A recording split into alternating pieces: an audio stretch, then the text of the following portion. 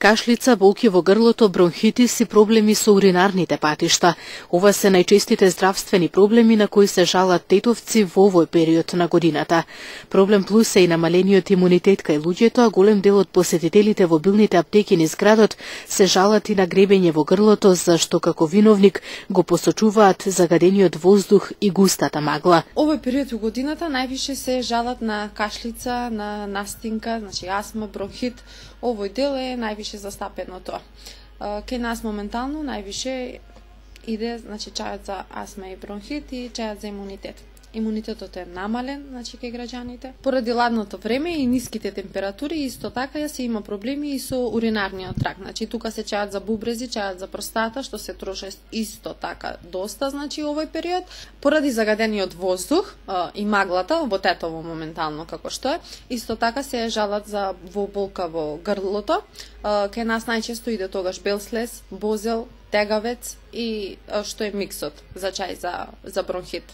Наместо во фармацевските, тетовци својот лек се повеќе го бараат во билните аптеки. Луѓето почнуваат повеќе да им веруваат на билките и чаевите отколку на антибиотиците, смета Блажевска. За поздрав е за Тетово, заради тоа што починаат веќе да се навикнуваат на здравата храна, на чаевите органски, се што е добро, значи, и да ги заменуваат антибиотиците со нешто природно, нешто подобро за нивниот организам, заради тоа што антибиотиците имаат нуспојави што се појавуваат, а сваќаат веќе по полека дека со природното не е така и само е ништо не е штетно за организмот, значи само може да биде подобро и подобро со природната работа. Значи, наместо диуретик, значи, се користи доста чајот од брусница и сушената брусница, значи, се јаде, доста помага, значи, у диуретик, а исто така чајот за стомачни тегоби, значи, како нането, значи, како тегавецот и како другите ствари, многу доста помагаат за стомакот,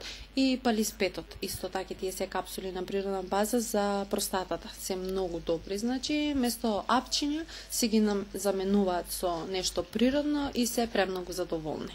Најдобриот начин да ги избегнете грипот и настинките е да го зајакнете својот имунитет преку здрава храна, вежбање и намалување на стресот. Вкусна и здрава храна може да послужи како лек против нарушениот имунитет. Јогуртот, например, е полн со пробиотици, здрави бактерии кои го одржуваат нашиот систем за варење во форма. Овесот и јачменот содржат влакна кои во борба со микробите се ефикасни. Лукот содржи алицин, активна состојка која се бори против инфекции и бактерии. Ако редовно јадете лук, нутриционистите тврдат дека имате 60% поголеми шанси да останете здрави и да не настинете. Рибата, со оглед на тоа што е богата со омега-3 масни киселини, лекува воспаление на белите дробови и ги штити дишните патишта од инфекции. Печурките го стимулираат создавањето на белите крвни зрнца, со тоа помагаат во борба против инфекциите. Ако сте за чај, одберете црн или зелен чај, бидејќи содржат елтеанин, аминокиселина која помага во борбата против вирусите. Од билните аптеки порачуваат: не посегнувајте веднаш по антибиотици. Наместо тоа, насочете се кон здравите продукти на исхрана, кои ќе ви помогнат да ги олесните и да ги елиминирате симптомите.